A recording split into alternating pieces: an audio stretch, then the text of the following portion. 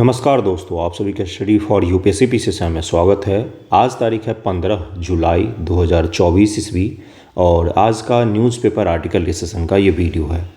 आप फोटो देखकर समझ गए होंगे कि कौन सा इंसिडेंट है ये। डोनाल्ड ट्रंप जब भाषण दे रहे थे कहाँ पर, तो पेंसिल्वेनिया में यूएस का एक जगह है, वहाँ पर भाषण दे रहे थे और वहाँ पर इनको हेडशॉट मारने की कोशिश की गई, सर में गोली मारने की कोशिश की गई, लेकिन बच गए। कान के पास से गोली छूते हुए निकल गई। इसको बचना ही बोलते हैं, नहीं तो ऑन द स्पॉट डेथ हो जाती है अगर किसी को हेडशॉट ले लिया जाता है तो ये अमेरिका के राष्ट्रपति कोई पहले नहीं है। इससे पहले 4 अमेरिकी राष्ट्रपति की मृत्यु हो चुकी है अटैक के बाद, जिसमें जॉन एफ कैनेडी जो थे उनकी लास्ट टाइम उनको गोली मारी गई थी। इसमें ये जो गोली निकला, एक जो वहाँ पर बैठे हुए दर्शक थे उनको लग गई और उनकी मृत्यु भी हो गई। पिछली बार जब यूएस में अटैक हुआ था, डोनाल्ड ट्रंप जब राष्ट्रपति पद से हटे थे, तो बीपीएससी ने एक कारनामा किया। उसने व्हाइट हाउस के बारे में सवाल पूछ लिया था। व्हाइट हाउस जो है उसके बारे में पीटी में सवाल पूछा गया था। ठीक है, तो मैं आपको क्या सजेस्ट करूँगा, साधारण सा चीज़ कि अमेरिका के ज्योग्राफी को अच्छे से तैयार करके जाइएगा, अमेरिका के भूगोल को अच्छे से तैयार कर लीजिएगा, क्योंकि आपसे भूगोल से सवाल पूछा जाएगा। क्यों? क्योंकि इस बार T20 वर्ल्ड कप भी वहाँ पर आयोजित हुआ है, अमेरिका और जो अगल बगल के आइलैंड कंट्री है वहाँ पर, और साथ में इस तरह के अटैक भी और साथ में इलेक्शन भी चल रहा है वहाँ पर। तो अमेरिका से हम क्या क्या सीखते हैं, तो वो पॉलिटी में कई सारे ऐसी चीज़ें हैं जिसको आपको सीखना चाहिए। पॉलिटी जब भी पढ़ते हैं तो अमेरिका और भारत के संविधान को कंपेयर करके पढ़ा जाता है। जैसे उपराष्ट्रपति की शक्तियाँ एक ही जैसी है, प्रणाली अलग अलग है दोनों देशों का, लोकतंत्र है दोनों, तो पॉलिटी हो गया। उसके अलावा आपको ज्योग्राफी, इस पर विशेष ध्यान दें। एक बार मैंने इससे पहले आपको ज्योग्राफी करवाया भी था अमेरिका का, जब T20 वर्ल्ड कप शुरू हुआ था उस समय मैंने आपको करवाया भी था। एक बार आप भी कर लीजिएगा। साथ में मूल अधिकार हो या संविधान हो, उसको कंपेयर करके पढ़ा जाता है अमेरिका के साथ में। जैसे न्यायपालिका है तो अमेरिका में किस तरह का है, भारत में किस तरह का है, इसको कंपेयर करके पॉलिटी में पढ़ा जाता है। तो इन 2 चीज़ों को ज़रा ध्यान में रखिएगा और पढ़ लीजिएगा थोड़ा सा। बाकी मैं आने वाले वीडियो में और भी चीज़ों को अमेरिका से रिलेटेड मैं कंक्लूड कर दूँगा। ओके, देखिए हेडलाइन क्या है आज का। तो हेडलाइन यही था कि इनको यूनाइटेड शॉक फॉर अमेरिका, गोली मारी गई है, लेकिन इनको बेनिफिट भी होगा, चुनाव में काफ़ी ज़्यादा बेनिफिट होगा इनको। खैर ये गलत तो है ही। आज हम लोग जो मुख्य न्यूज़ कवर करेंगे उसमें एक मुद्दा है जिसको लेकर काफ़ी ज़्यादा हाईलाइट में हो गया है। मुस्लिम महिलाओं पर जो सुप्रीम कोर्ट ऑफ इंडिया का फैसला आया था, मैंने आपको बताया था कि मुस्लिम महिला के डिवोर्स के पश्चात सुप्रीम कोर्ट ने बोला कि अब मुस्लिम महिला को सेकुलर लॉ के तहत में ही उनको देखा जाएगा, उनको अब इस्लामिक लॉ के तहत में नहीं देखा जाएगा, क्योंकि उनका डाइवोर्स कंप्लीट हो चुका है। तो इसको लेकर न्यूज़पेपर में रोज़ लंबे लंबे आर्टिकल आ रहे हैं, रोज़ तरह तरह के आर्टिकल आ रहे हैं। इंडियन एक्सप्रेस हो, द हिंदू हो, रोज़ ही आर्टिकल आ रहे हैं। तो इसको हम लोग एक कवर करेंगे, इसको समझेंगे ज़रा कि क्या है मुद्दा। उसके अलावा भारत और ऑस्ट्रिया के संबंध जो हैं, ऑस्ट्रिया जहाँ प्रधानमंत्री गए थे उसके संबंध है, उस पर ही थोड़ा सा चर्चा करेंगे। चांदीपुर वायरस क्या है, इसको ज़रा समझेंगे हम लोग। कल आपको पता होगा यूरो कप संपन्न हुआ है, ध्यान से सुन लीजिएगा, सवाल ही हैं सारे। यूरो कप कल संपन्न हुआ है, क्या शानदार मैच था, फुटबॉल का मैच होता है, अद्भुत मैच था। 2 बेहतरीन टीमें, एक स्पेन और एक इंग्लैंड, इन दोनों के बीच में मैच था, लेकिन शानदार मैच हुआ है, अद्भुत मैच था और उसमें स्पेन की जीत हुई है। तो यूरो कप के बारे में आपसे पूछा जा सकता है। तो ये सब कुछ आज के मुख्य न्यूज़ हैं जिसमें मैं आपको कई सारे करवाऊँगा, तो ध्यानपूर्वक कर लीजिए। एक चीज़ और है, माइंडसेट अपना बिल्कुल भी चेंज मत कीजिएगा। 30 सितंबर को ही एग्ज़ाम प्रस्तावित है अभी, तो 30 सितंबर को ही मानकर चलिए। सप्ताह भर में या तो नोटिफिकेशन आ जाएगा या तो एग्ज़ाम कैलेंडर आ जाएगा और आपका क्लियर हो जाएगा। ठीक है, अगर आना होगा अभी तो, और अगर नहीं आना होगा तब तो फिर देर होगा। तो इसलिए एग्ज़ाम डेट को लेकर ज़्यादा भयभीत नहीं होना है। 30 सितंबर को आपका एग्ज़ाम है, उसी हिसाब से प्रिपेयर कीजिए। जब तक नोटिफिकेशन नहीं आता है तब तक थोड़ा बहुत आंसर लेखन भी करते रहिए, ताकि आपका लेखन जो है वो सही रहे। जिन लोगों ने नहीं किया अभी तक उनको तो ज़रूर ही कर लेना चाहिए, क्योंकि मेंस के बाद आपको इतने होशियार कोई आज तक पैदा ही नहीं हुआ कि 2 महीने में आंसर राइटिंग में पारंगत हो जाए। ऐसा कोई पैदा नहीं हुआ। अगर कोई बोल रहा है तो झूठ बोल रहा है। ठीक है, तो बच के थोड़ा सा रहिएगा इस तरह के भ्रम से। आप भी नहीं कर सकते, अगर आपने जीवन में कभी नहीं लिखा है तो 2 महीने में कभी नहीं सीख सकते हैं आप, ना तो निबंध लेखन ना तो आंसर राइटिंग। कई सारे ऐसे 30 मार्क हाँ होते हैं डायरेक्ट जाके एग्ज़ाम में ही पहला निबंध लिखते हैं, फिर वो हार जाते हैं, फिर वो नहीं जीत पाते हैं। गारंटेड होता है सेलेक्ट नहीं होंगे। इतना आसान थोड़ी ना मेंस। तो अगर मेंस का आंसर राइटिंग वगैरह करना हो तो बताइएगा मुझे, मैं आपको ग्रुप में ऐड कर दूंगा। शुरू करते हैं आज के मुख्य न्यूज़ से, जिससे मुस्लिम महिला के डिवोर्स के बारे में हम लोग समझते हैं क्या है इशू, सुप्रीम कोर्ट ने क्या फैसला दिया है और किस चीज़ को लेकर विवाद हो रहा है। ओके, देखिए क्या है न्यूज़ की चर्चा में क्यों है कि मोहम्मद अब्दुल समद बनाम तेलंगाना राज्य 2024। क्या है इस केस का नाम? तो मोहम्मद अब्दुल समद बनाम तेलंगाना राज्य 2024 के मामले में भारत के सर्वोच्च न्यायालय ने तलाकशुदा मुस्लिम महिला पर आपराधिक प्रक्रिया संहिता CRPC की धारा 125 के प्रयोज्यता को चुनौती देने वाली याचिका को खारिज कर दिया कि भाई 125 की प्रयोजन क्या है, तलाकशुदा मुस्लिम महिला पर ये लागू नहीं होगा, ऐसा याचिका दिया गया था मोहम्मद अब्दुल समद के द्वारा। इसको सुप्रीम कोर्ट ऑफ इंडिया ने खारिज कर दिया। बोला कि जो भारत के सेकुलर लॉ हैं, डिवोर्स करके होने के पश्चात किसी मुस्लिम महिला पर वही कानून लागू होगा। याचिका किस बारे में थी? यह याचिका एक मुस्लिम व्यक्ति ने दायर की थी जिसमें अंतरिम भुगतान के निर्देश को चुनौती दी गई थी, जिसमें अंतरिम भुगतान का निर्देश दिया गया था तलाक के पश्चात, जिसको चुनौती दी गई थी याचिकाकर्ता के द्वारा। आपराधिक प्रक्रिया संहिता CRPC की धारा 125 के तहत अपनी तलाकशुदा पत्नी को भरण पोषण देने का आदेश दिया गया था, CRPC की धारा 125 के तहत है।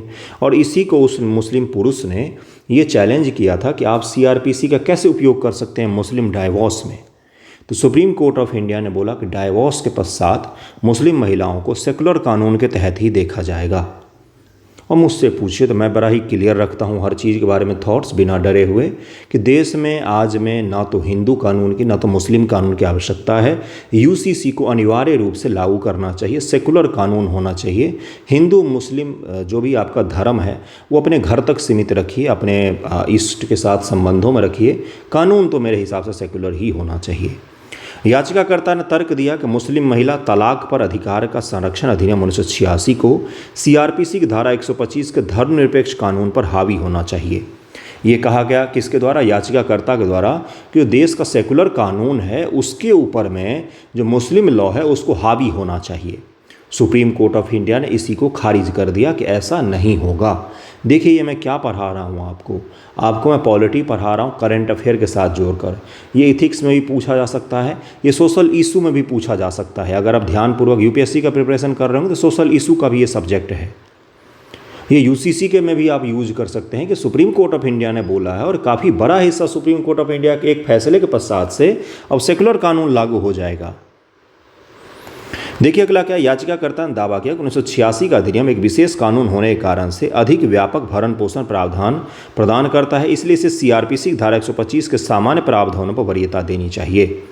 याचिकाकर्ता ने तर्क दिया 1986 के अधिनियम के धारा 3 और 4 एक गैर अस्थायी खंड के साथ प्रथम श्रेणी मजिस्ट्रेट को मेहर, विवाह के अवसर पर पति द्वारा अपनी पत्नी को दान में दिया जाना वाला अनिवार्य उपहार तथा निर्वाह भत्ते के मामले पर निर्णय लेने का अधिकार प्रदान करती है। मेहर मुस्लिमों में एक प्रथा होती है।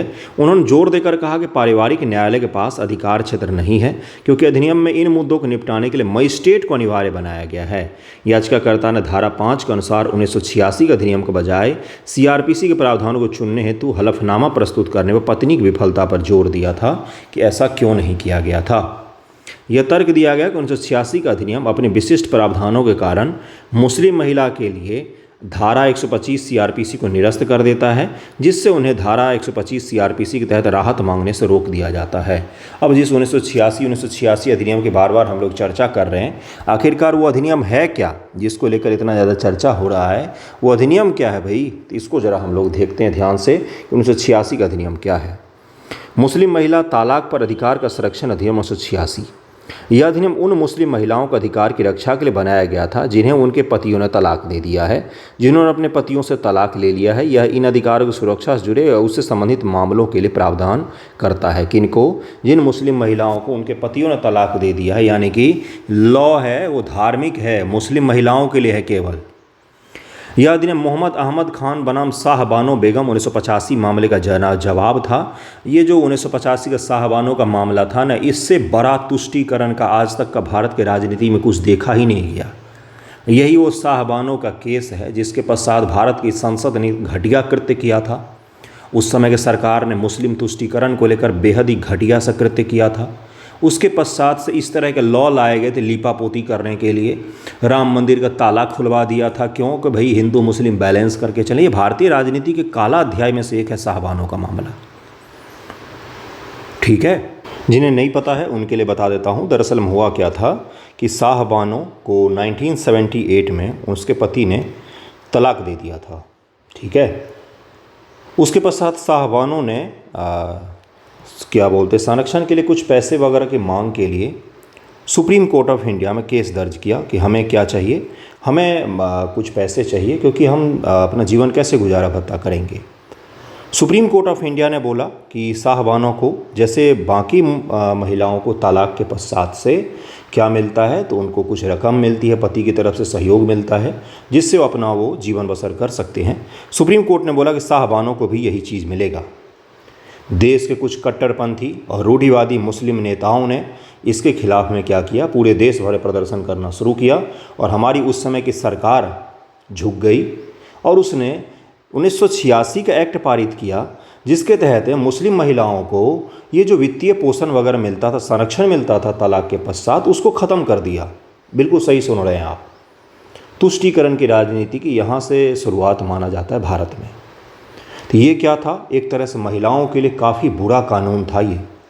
1986 में राजीव गांधी जी की सरकार ने, जिस राजीव गांधी जी को पता नहीं क्या क्या लोग मानते थे, उन्होंने इस तरह के काम किए। तो ये था शाहबानों का केस और उन्होंने इस एक्ट को पारित करके सुप्रीम कोर्ट ऑफ इंडिया का जो डिसीजन था शाहबानों मामले में, उसको कमज़ोर करने का कोशिश किया था। धारा 125, जिसमें सर्वोच्च न्यायालय ने कहा था कि सीआरपीसी की धारा 125 एक धर्मनिरपेक्ष प्रावधान है जो धर्म के बावजूद सभी पर लागू होता है। सीआरपीसी के तहत भरण पोषण का अधिकार पर्सनल लॉ के प्रावधानों से नकारा नहीं जा सकता, ये सुप्रीम कोर्ट ऑफ इंडिया ने बोला था। लेकिन सरकार ने 1986 का एक्ट पारित करके ये जो सुप्रीम कोर्ट का फैसला था, इसको कमज़ोर कर दिया। अब फिर राजीव गांधी जी ने इसको मैनेज करने के लिए क्या किया कि भाई हमने मुस्लिमों को बहुत कुछ दिया है, देश की हिंदू जनता नाराज़ हो जाए, तो ताला खुलवा दिया राम मंदिर का। ठीक है, तो आज़ादी के बाद का जो इतिहास पढ़ेंगे ना, तो उसमें कई सारे ऐसी चीज़ें आपको दिखेंगी जिससे आपको लगेगा कि ये नहीं होना चाहिए था, ये गलत हुआ है। शाहबानों का मामला उन्हीं में से एक है। एक तलाकशुदा मुस्लिम महिला अपने पूर्व पति से उचित और न्यायसंगत भरण पोषण पाने की हकदार है, जिसका भुगतान इद्दत अवधि के भीतर किया जाना चाहिए। इद्दत एक अवधि है जो आमतौर पर 3 महीने की होती है, जिसे एक महिला को अपने पति की मृत्यु और तलाक के बाद दोबारा शादी करने से पहले मनाना होता है। इस अधिनियम में महर, मेहर का भुगतान और शादी के समय महिला को दी गई संपत्ति की वापसी भी शामिल है। यह तलाकशुदा महिला उसके पूर्व पति को सीआरपीसी 1973 की धारा 125, 128 के प्रावधान के द्वारा शासित होने का विकल्प चुनने की अनुमति देता है, यदि वे आवेदन की पहली सुनवाई में इस आशय की संयुक्त या अलग घोषणा करते हैं तो। उत्थान क्या है, मतलब सर्वोच्च न्यायालय की संविधान पीठ ने डेनियल लतीफ़ और अन्य बनाम भारत संघ मामले 2001 में अपने फैसले में 1986 के अधिनियम के संवैधानिक बरकरार रखा था और कहा था कि इसके प्रावधान भारत के संविधान अनुच्छेद 14, 15, 21 का उल्लंघन नहीं करते, ऐसा सुप्रीम कोर्ट ऑफ इंडिया ने बोला था। इसने मुस्लिम महिलाओं को इद्दत अवधि के बाद पुनर्विवाह करने तक भरण पोषण प्राप्त करने का अधिकार भी प्रदान किया था। शाबाना बानो बनाम इमरान खान केस 2009, सर्वोच्च न्यायालय ने दोहराया कि तलाकशुदा मुस्लिम महिलाएं सीआरपीसी धारा 125 के तहत गुजारा भत्ता मांग सकती है, यहाँ तक कि इद्दत अवधि के बाद भी, जब तक कि दोबारा शादी न कर ले। इससे इस सिद्धांत की पुष्टि की कि सीआरपीसी प्रावधान धर्म के बावजूद भी लागू होता है, इसकी पुष्टि हो गई थी। सीआरपीसी की धारा 125 क्या कहती है? 125 के अनुसार प्रथम श्रेणी का मजिस्ट्रेट पर्याप्त साधन संपन्न व्यक्ति को निम्नलिखित भरण पोषण के लिए मासिक भत्ता देने का आदेश दे सकता है यदि उसकी पत्नी अपना भरण पोषण करने में असमर्थ है, यदि नाजायज या नाबालिग बच्चा हो, चाहे वो विवाहित हो या ना हो, अपना भरण पोषण करने में असमर्थ हैं, तो जो पुरुष है उसको भरण पोषण देना पड़ेगा महिला को। ये प्रावधान किया गया 125 में कि आप भाग नहीं सकते जिम्मेदारी से। तलाक लेकर ऐसा नहीं हो सकता है कि आपकी सारी जिम्मेदारी खत्म हो गई, आपको भरण पोषण देना पड़ेगा। सर्वोच्च न्यायालय का निर्णय क्या रहा है? सर्वोच्च न्यायालय ने अभी निर्धारित किया कि सीआरपीसी की धारा 125 न केवल विवाहित स्त्रियों अपितु सभी स्त्रियों पर लागू होती है। सर्वोच्च न्यायालय ने यह चीज़ बोला है। उसने इस बात पर जोर दिया कि यह प्रावधान सार्वभौमिक रूप से लागू हुआ, यूनिवर्सल होगा। ये स्त्री जहाँ पर भी शब्द आ जाएगा वहाँ पर सीआरपीसी की धारा 125 को लागू कर दिया जाएगा। पूछा जा सकता है आपसे, ये ध्यानपूर्वक पढ़ लीजिएगा। बहुत रिस्क लेता हूँ मैं इस तरह के टॉपिक पढ़ाने के लिए, क्योंकि लोकप्रिय नहीं होते हैं, इसमें कुछ चटकार वाली चीज़ें नहीं होती हैं, वन लाइनर्स कम होते हैं, कॉन्सेप्ट थोड़े से ज़्यादा होते हैं। सर्वोच्च न्यायालय के निर्णय ने विधिक समता सुनिश्चित करते हुए संविधान की समता और गैर भेदभावपूर्ण गारंटी का संरक्षण करते हुए विक्षण विवाह मुस्लिम स्त्रियों द्वारा सीआरपीसी धारा 125 के तहत भरण पोषण का दावा करने का अधिकारों की पुष्टि की है। फिर से सुप्रीम कोर्ट ने बोला है कि कोई भी मुस्लिम महिला है, तलाकशुदा महिला है, तो देश के सेकुलर कानून के तहत जो धार्मिक कानून से इतर है, 1986 के कानून से इतर है, उसके तहत मुस्लिम महिलाओं को भरण पोषण का अधिकार प्राप्त है और वो प्राप्त कर सकते हैं अपने पति से। सर्वोच्च न्यायालय ने अपील को खारिज कर दिया और पुष्टि की कि मुस्लिम स्त्रियाँ 1986 के अधिनियम के अस्तित्व के बावजूद सीआरपीसी की धारा 125 के तहत भरण पोषण का मांग कर सकती हैं। न्यायालय ने कहा कि 1986 के अधिनियम के धारा 3 जो एक सर्वोपरि खंड से शुरू होती है, धारा 125 सीआरपीसी की प्रयोज्यता को प्रबंधित करने के बजाय एक अतिरिक्त उपाय प्रदान करती है।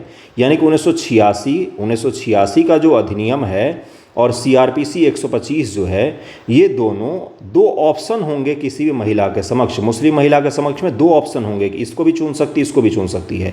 उसकी इच्छा पर है कि वो इसको चुने, आप उसको नहीं रोक सकते हैं कि सीआरपीसी 125 के तहत वो भरण पोषण मांग रही है, तो ये उसकी इच्छा पर है।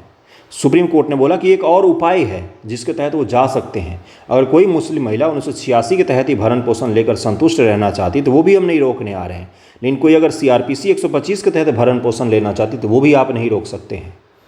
ठीक है। सर्वोच्च न्यायालय ने भारतीय पुरुषों के लिए अपनी पत्नियों को आर्थिक रूप से सशक्त बनाने की आवश्यकता पर बल दिया। यहाँ से एक सवाल की गारंटी है, लिख लीजिएगा। जो जस्टिस नागरत्ना थी, मैं उनका नाम भूल गया हूँ तो सॉरी, उन्होंने बोला कि भारत के पुरुषों को, उसके पश्चात उन्होंने जनरल एक कमेंट किया, ध्यान से सुनिएगा। आपसे इस पर महिलाओं के आय से जुड़े हुए सवाल पूछे जा सकते हैं क्योंकि सुप्रीम कोर्ट के न्यायाधीश महिला का कमेंट है ये।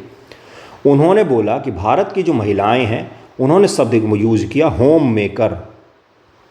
आप लोग हाउस वाइफ बोल देते हैं कि हाउस वाइफ हैं, होम मेकर शब्द यूज किया, बड़ा ही अच्छा सा शब्द होता है। उन्होंने बोला कि होम मेकर महिलाओं को पुरुषों को आर्थिक सहायता अवश्य रूप से देनी चाहिए।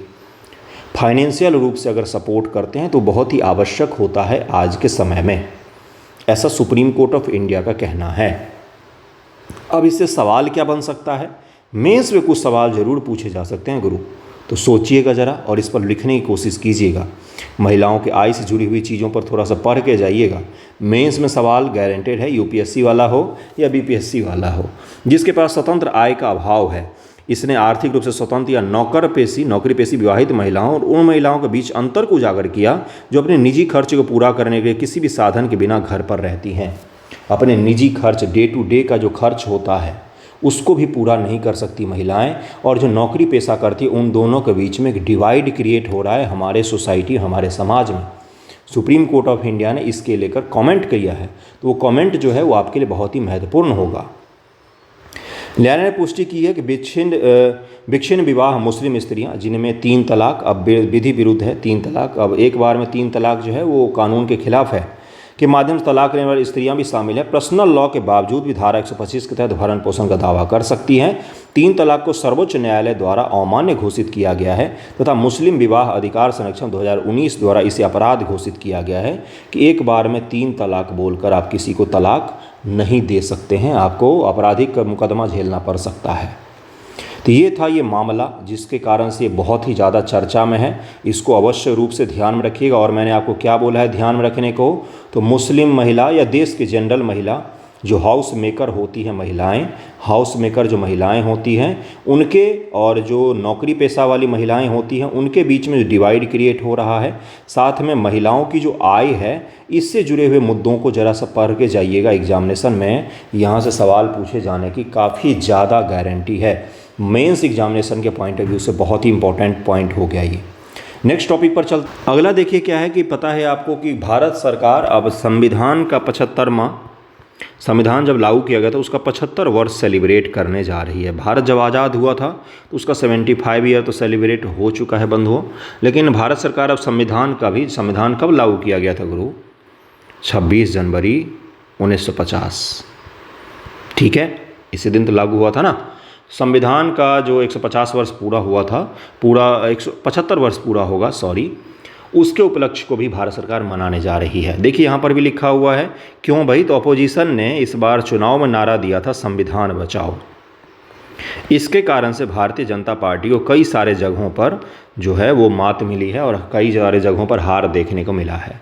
और साथ ही भारतीय जनता पार्टी के कई सारे नेताओं ने भी बोल दिया था कि हमें 400 प्लस सीटें चाहिए अगर हमें संविधान बदलना है तो। विवेक देवराय जी बड़े बड़े आर्टिकल लिख रहे थे कि नए भारत में नया संविधान लागू होना चाहिए, तो जनता ने थोड़ा सा उनको बोला कि भाई साहब साइड हटो और ऐसा कुछ नहीं होना चाहिए। तो भारत सरकार जो है वो संविधान को लेकर आपको बहुत डेडिकेटेड दिखेगी। पहला आपको दिखाया उन्होंने कि संविधान हत्या दिवस उन्होंने मनाना शुरू किया है। संविधान हत्या दिवस, इस तरह का दिवस मैं अपने जीवन में पहली बार सुन रहा हूँ, संविधान हत्या दिवस, जो कि ठीक है भाई मना सकते हैं 25 जून को, क्योंकि इमरजेंसी जो है वो संविधान की हत्या ही थी, ठीक है। लेकिन आरएसएस ने इमरजेंसी को सपोर्ट किया था, राष्ट्रीय स्वयंसेवक संघ ने। खैर चलिए आ जाते दूसरी तरफ, ये सब चीज़ें पॉलिटिकल हो जाती हैं। दूसरा क्या है, तो दूसरा 75 ईयर्स मनाया जाएगा, 75वां वर्ष मनाया जाएगा संविधान लागू होने का। संविधान क्या है गुरु? संविधान क्या है? 11th की एनसीईआरटी है जिसमें 2 है, एक है आपका थिंकर्स वाला जिसमें पॉलिटिकल थिंकर्स के बारे में है, जिसमें क्वेश्चंस मिलेंगे, सुकरात वगैरह की चर्चा मिलती है, सवाल जवाब के माध्यम से बहुत कुछ सीखते हैं उसमें आप लोग। और कुछ जो है उसमें बेसिक सा सवाल है कि संविधान की आवश्यकता क्यों पड़ती है, किसने ये तय किया कि सड़क पर बाएं दिशा में ही चलना है, किसने ये तय किया, किसके द्वारा ये तय होता है कि भाई महिला पुरुष जो है उनको समानता होनी चाहिए, फ्यूडल सिस्टम ख़त्म होना चाहिए, कौन तय करता है? तो नियम कानून, दस्तावेज, नियम कानून चाहिए होता है किसी भी जो समाज होता है उसको चलाने के लिए।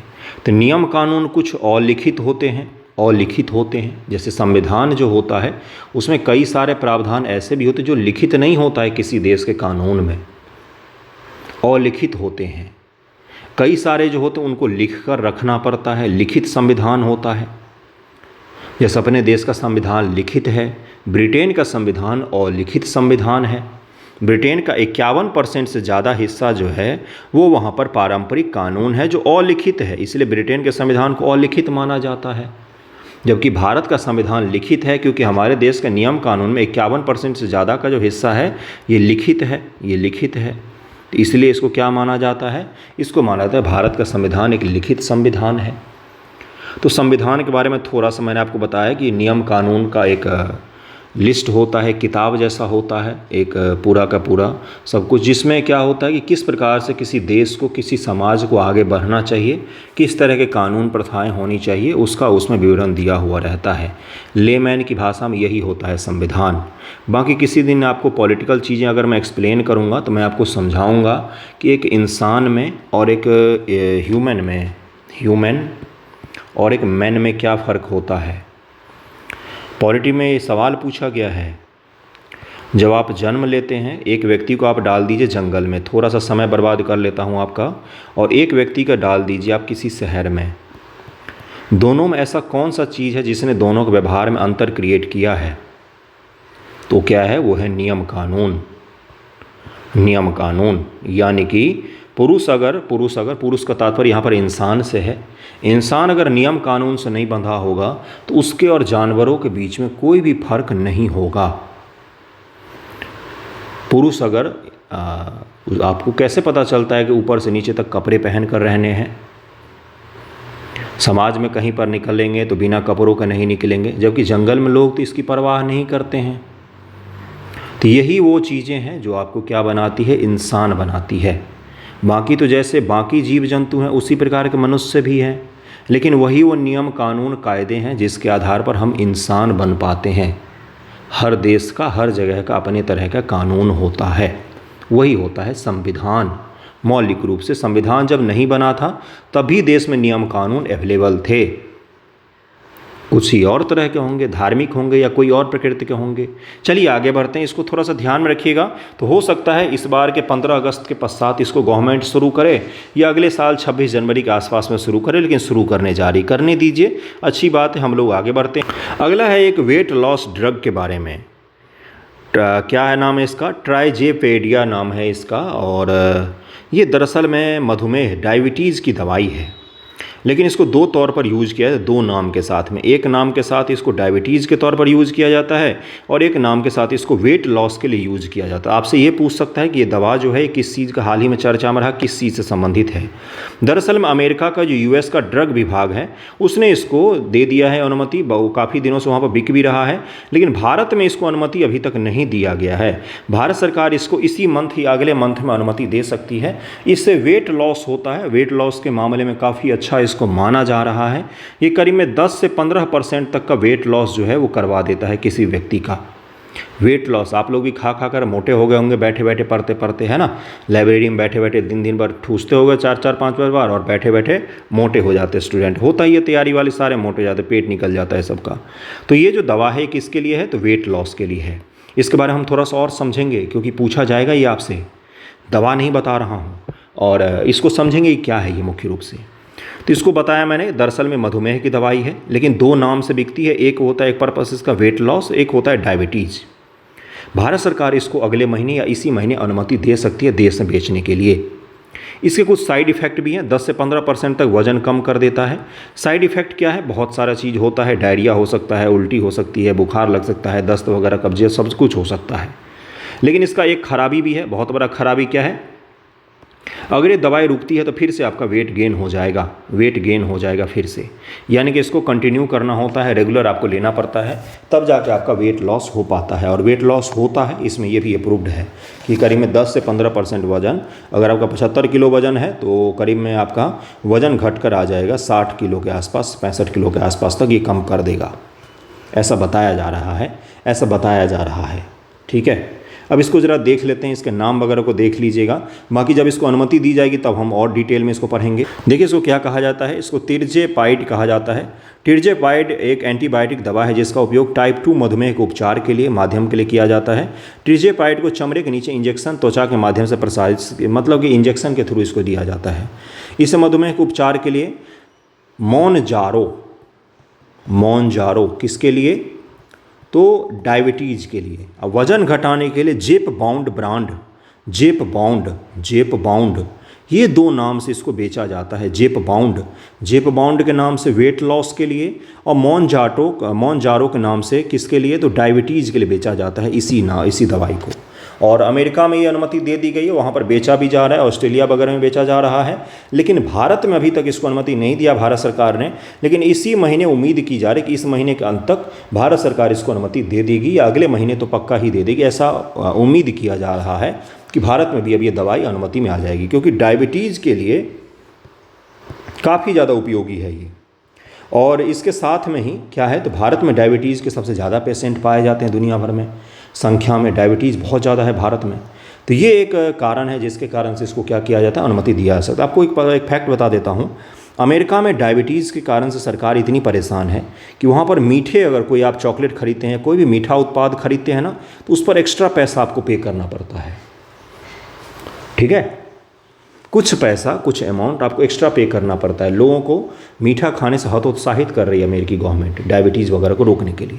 तो डायबिटीज़ का ही दवाई है, लेकिन उसका उपयोग ओबेसिटी यानी कि वजन को कम करने के लिए, मोटापा को कम करने के लिए भी किया जा रहा है। ओके, नेक्स्ट टॉपिक पर चलते हैं। अगला टॉपिक है आपका वाइल्ड लाइफ से संबंधित है कि केरला जो है वो टेक्नोलॉजी का उपयोग करने जा रही है ह्यूमन और वाइल्ड लाइफ एनिमल जो कॉन्फ्लिक्ट है उसको कम करने के लिए। आपको पता होगा कि केरल की सरकार ने बहुत ही ज़्यादा प्रभावित हुए हैं उसके लोग, केरल के लोग, वाइल्ड लाइफ एनिमल के, वाइल्ड एनिमल और ह्यूमन कॉन्फ्लिक्ट के कारण से कई सारे लोगों की मृत्यु भी हुई है। तो अब केरल की सरकार जो है वो AI बेस्ड कई सारी चीज़ों को उपयोग करेगी। तो ठीक है, ये तो करेगी ही करेगी, बहुत सारी योजनाओं का उपयोग करेगी, कैमरा वगैरह लगाएगी। लेकिन एक शब्दावली है इसमें जो आपके लिए काफ़ी इंपॉर्टेंट हो जाता है। वो क्या है, तो बायोफेंस कहा जाता है इसको, बायोफेंस कहा जाता है बंधुओं। क्या ये पहली बार उपयोग किया जा रहा है क्या बायोफेंस का? नहीं, पहली बार नहीं किया जा रहा है। इससे पहले उत्तराखंड की सरकार ने और उसके पश्चात कई सारे सरकारों ने बायोफेंसिंग का उपयोग किया। बायोफेंसिंग अब होता क्या है भाई, बायोफेंस क्या होता है, बार बार मैं बोल रहा हूँ बायोफेंस क्या होता है ये।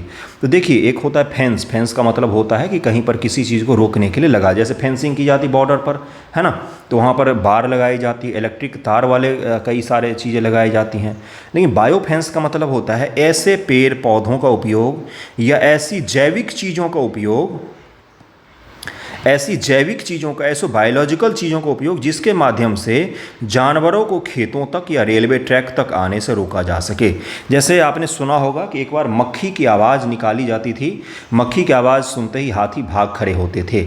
तो ये क्या था? तो ये बायो फेंसिंग होता है। उसके अलावा और क्या होता है? मधुमक्खी के छत्तों को खेत के चारों तरफ से छुपा के लगा दिया जाता है, जिससे क्या होता है ना कि मधुमक्खी से जैसे ही कोई जानवर प्रवेश करने की कोशिश करते हैं, मधुमक्खी उन पर अटैक कर देता है। तो इसी प्रकार की चीज़ें यहाँ पर भी लगाई जाएंगी। जैसे इन्होंने बोला है कि देखिए यहाँ पर बोला गया है कि चिली, जो मिर्च के पेड़ होते हैं, मिर्च जो होता है उसको लगाया जा सकता है रेलवे ट्रैक के आसपास में। उसके अलावा और भी कई सारी चीज़ें जो बायो फेंस के तहत में लगाए जाएंगे ह्यूमन एनिमल कॉन्फ्लिक्ट को रोकने के लिए, एनिमल को रेलवे ट्रैक पर आने से रोकने के लिए, एनिमल को सड़कों पर आने से रोकने के लिए इस तरह की चीज़ों का उपयोग किया जाएगा। जैसे पेड़ पौधे ऐसे जिसे देखकर वो दूर भागते हों, मधुमक्खियाँ हो गई, उनके आवाज़ हो गए, इस तरह की चीज़ों को उपयोग करेंगे बायोफेंस के तौर पर, जिससे जानवरों को इंसानी आबादी में प्रवेश करने से रोका जा सके। क्या मैंने सही बोला है?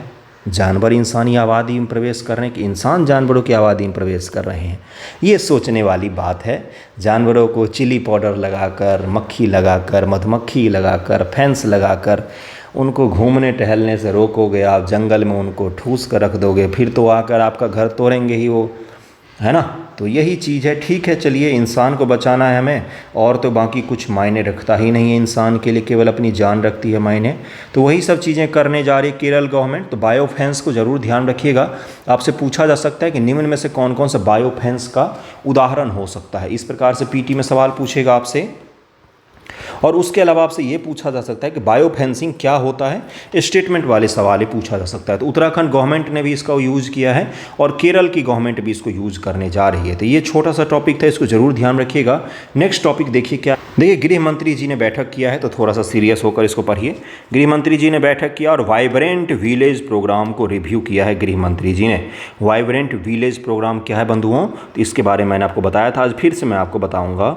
वाइब्रेंट विलेज प्रोग्राम के तहत में चीन से लगी सीमावर्ती इलाकों के गांवों को सूना होने से बचाना है। उन गांव के लोगों को सभी फैसिलिटी वहीं पर उपलब्ध करवाना है, ताकि गांव के लोग गांव से बाहर ना आ सकें, वहीं पर रहें बेचारे। और सबसे पहला जो फर्स्ट लाइन ऑफ डिफेंस होता है वो वहाँ के लोकल लोग ही होते हैं। चाहे वो कारगिल वॉर देखिए या कोई भी वॉर देखेंगे, सबसे पहले रिपोर्टिंग लोकल लोगों ने ही भारत सरकार को की थी। तो वाइब्रेंट विलेज प्रोग्राम के तहत में ऑल वेदर रोड बनाया जाएगा और भी कई सारी चीज़ें बनाई जाएंगी। इंटरनेट की फैसिलिटी पहुँचाई जाएंगी, हॉस्पिटल की फैसिलिटी होगा, मार्केट वगैरह होगा, गाँव के लोगों को रोजगार वगैरह मुहैया करवाया जाएगा। तो ये सब किसका उदाहरण है? तो वाइब्रेंट विलेज प्रोग्राम के अलग अलग प्रावधान हैं। तो ज़रा हम लोग वाइब्रेंट विलेज प्रोग्राम को देखेंगे। देखिए यहाँ पर लिखा हुआ है कि 4G नेटवर्क हो या 5G हो, सभी तरह की चीज़ें मिलेंगी उनको गांव में। कीबीथू गांव कहाँ पर? तो कीबीथू कहाँ है? ये अरुणाचल प्रदेश में स्थित है। यहीं से गृह मंत्री जी ने पिछले साल इस योजना का उद्घाटन किया था। लेकिन अच्छी चीज़ ये है कि इस योजना से अभी तक एक भी सवाल नहीं पूछा गया है। और सबसे बुरी चीज़ क्या है कि इससे एक सवाल पूछेगा ही पूछेगा। आज पूछे, कल पूछे, परसों पूछे, पूछेगा तो पूछेगा, क्योंकि ये स्ट्रैटेजिक रूप से हमारे लिए काफ़ी ज़्यादा महत्वपूर्ण है। और गृह मंत्री जी हर दूसरे तीसरे दिन आपको न्यूज़पेपर में देखिएगा वाइब्रेंट विलेज प्रोग्राम के लिए ये प्रावधान किया जा रहा है, वो प्रावधान किया जा रहा है, तो इसलिए काफ़ी ज़्यादा इंपॉर्टेंट है। देखिए क्या है ये योजना। यह एक केंद्रीय वित्त पोषित कार्यक्रम है जिसका घोषणा केंद्रीय वर्ष बजट 2022-2023 में उत्तर में सीमावर्ती गाँव को विकसित करने, ऐसे सीमावर्ती गाँव के निवासियों के जीवन स्तर को बेहतर बनाने के लक्ष्य के साथ किया गया था। इसमें हिमाचल, उत्तराखंड, अरुणाचल, सिक्किम, लद्दाख और सीमावर्ती क्षेत्र शामिल होंगे। इससे पहले ही सीमा पर विकास कार्यक्रम जो था, सीमा गांव विकास कार्यक्रम, वो पहले से ही चला रहा था, लेकिन वो पाकिस्तान के बॉर्डर के साथ भी था, चीन के बॉर्डर के साथ भी था। इसको मुख्य रूप से चीन बॉर्डर के साथ में किया जा रहा है। कृपया करके इस बिंदु को ध्यान में रखें, मुख्य रूप से चीन के बॉर्डर को ही कवर किया गया है, ओनली चाइना बॉर्डर। इसमें 2963 गाँव को कवर किया गया, जिनमें से 663 को पहले चरण में क्लियर किया जाएगा, मतलब कवर किया जाएगा। ग्राम पंचायत सहायता जिला प्रशासन द्वारा वाइब्रेंट विलेज एक्शन प्लान बनाए जाएंगे। वाइब्रेंट विलेज प्रोग्राम की वजह से सीमा क्षेत्र विकास कार्यक्रम के साथ ओवरलैप की स्थिति उत्पन्न नहीं होगी। सीमा क्षेत्र बॉर्डर एरिया डेवलपमेंट प्रोग्राम, अभी जिसकी मैंने चर्चा की, बॉर्डर एरिया डेवलपमेंट प्रोग्राम। ये पहले से ही चल रहा है बॉर्डर एरिया के डेवलपमेंट के लिए, लेकिन चीन के साथ उत्पन्न परिस्थिति में हमें एक और कार्यक्रम लॉन्च करना पड़ा जिसका नाम है वाइब्रेंट विलेज कार्यक्रम। यह योजना उत्तरी सीमा पर सीमावर्ती गाँव का स्थानीय प्राकृतिक, मानव और अन्य संसाधनों के आधार पर आर्थिक चालक की पहचान और विकास करने में सहायता करेगी। Hub and spoke. Hub and spoke क्या होता है? स्पोक तो सुना होगा, साइकिल में लगा होता है, बीच में हब होता है, अलग अलग स्पोक होता है। तो यानी कि एक बड़ा केंद्र होगा और सारे छोटे छोटे केंद्रों से उसको जोड़ दिया जाएगा, जिससे क्या हो, इन सभी गांवों को अच्छे तरीके से विकसित किया जाए। हब एंड स्पोक मॉडल इसको कहा जाता है। ठीक है। स्थानीय सांस्कृतिक पारंपरिक ज्ञान को बढ़ावा देकर, मतलब कुछ भी करके गाँवों को सूना होने से बचाना है। जिससे पारंपरिक ज्ञान, विरासत की बात करेंगे हम लोग, एक गांव एक उत्पाद की बात करेंगे, जॉब की बात करेंगे। जो चाहिए आपको वो गांव में मिलेगा, बस गांव छोड़कर मत जाओ, हमारे लिए मत जाओ, यही भारत सरकार बोल रही है, इनको और कुछ भी नहीं है। तो इसको ज़रा ध्यान रखिएगा। नेक्स्ट टॉपिक पर चलते हैं। नेक्स्ट टॉपिक देखिए चांदीपुर वायरस के बारे में, चांदीपुर वायरस के बारे में, जिसके कारण से गुजरात में कुछ बच्चों की मृत्यु हो गई है। चांदीपुर वायरस, तो ज़रा देखिए, इसको एन्सेफेलाइटिस सिंड्रोम भी कहा जाता है, एक्यूट एन्सेफेलाइटिस सिंड्रोम। याद कीजिए, बिहार के मुजफ्फरपुर में कई सारे बच्चों की मृत्यु हो गई थी एक साथ ही, तो उसके पीछे भी यही बीमारी था। बड़ा ही खतरनाक होता है ये। एईएस मच्छरों द्वारा प्रेषित एन्सेफेलाइटिस की गंभीर स्थिति। इसकी मुख्य विशेषता तीव्र बुखार और मस्तिष्क में सूजन आना है, इसलिए इसको मस्तिष्क का बुखार भी कहा जाता है। WHO ने 2006 में एईएस शब्द को एक ऐसे रोग समूह को दर्शाया जो ऐसे ही अन्य रोग के समान प्रतीत होता है, लेकिन इसके प्रसार की अवस्थिति वातावरण के कारण इसमें अंतर करना मुश्किल हो जाता है और गर्मी में ये बीमारी बहुत ज़्यादा तेज़ी से प्रसारित होती है। यह बीमारी विशेष रूप से बच्चों और युवा वयस्कों को सबसे अधिक प्रभावित करती है। एईएस के प्रसार में वायरस मुख्य प्रमुख एजेंट के रूप में कार्य करते हैं। हालांकि पिछले कुछ दशक में अन्य स्रोत जैसे कि बैक्टीरिया, कवक, परजीवी, स्पाइरोक्ट्स, रासायन, विषाक्त पदार्थ, इनके कारण भी देखा गया है। वैक्सीन निवारक रोग नहीं है, इसका कोई वैक्सीन निवारक रोग नहीं है ये। जेईबी भारत में इसका प्रमुख कारण 5 से 35% से लेकर है। हार्पिस स्पिलिस्ट्रस virus, Nipah virus, influenza A virus, West Nile, Chandipur virus, ये सब जो हैं, ये सब के सब इसी में शामिल होते हैं। एईएस के प्रेरक एजेंट के रूप में कार्य करते हैं। ये जितने आपका नाम मैंने लिया है ना, ये सब इसके प्रेरक एजेंट के रूप में कार्य करते हैं। लक्षण क्या है? भ्रम, भटकाव, कोमा या बात करने में असमर्थता, तीव्र बुखार, उल्टी, ये सब इसमें लक्षण है। इंसेफेलाइटिस क्या है? इंसेफेलाइटिस को प्राय जापानी बुखार भी कहा जाता है, क्योंकि यह जापान इंसेफेलाइटिस जेई नामक वायरस के कारण से होता है। ये एक प्राणघातक संक्रामक बीमारी है, फ्लेवी वायरस के संक्रमण से होती है। यह मुख्य रूप से बच्चों को प्रभावित करती है, जिनकी प्रतिरक्षा प्रणाली वयस्कों की तुलना में काफ़ी कमज़ोर होता है। बच्चों का जो इम्यून सिस्टम होता है वो वयस्क लोगों की तुलना में कमज़ोर होता है, इसीलिए सबसे पहले उन्हीं को टारगेट करती है ये। क्यूसेक मच्छर इस बीमारी का वाहक होता है, जरूर ध्यान में रखिएगा। क्यूलेक्स मच्छर सूअर तथा जंगली पक्षी मस्तिष्क ज्वार के विषाणु के स्रोत होते हैं। केंद्रीय संचारी रोग नियंत्रण कार्यक्रम इसके लिए चलाया जा रहा है। 14 राज्यों में इंसेफेलाइटिस का प्रभाव है, जैसे बंगाल, असम, बिहार, उत्तर प्रदेश, पूर्वांचल में इस बीमारी का प्रकोप काफ़ी अधिक है। बिहार और यूपी के पूर्वी हिस्सा जो है, इसमें बीमारी का काफ़ी ज़्यादा प्रकोप माना जाता है। ओके, तो इसको ज़रा ध्यान में रखिएगा। आज का न्यूज़पेपर डिस्कशन यहीं पर एंड करता हूँ। कैसा लगा वीडियो ज़रूर बताइएगा। थैंक यू सो मच आप सभी का वीडियो देखने के लिए।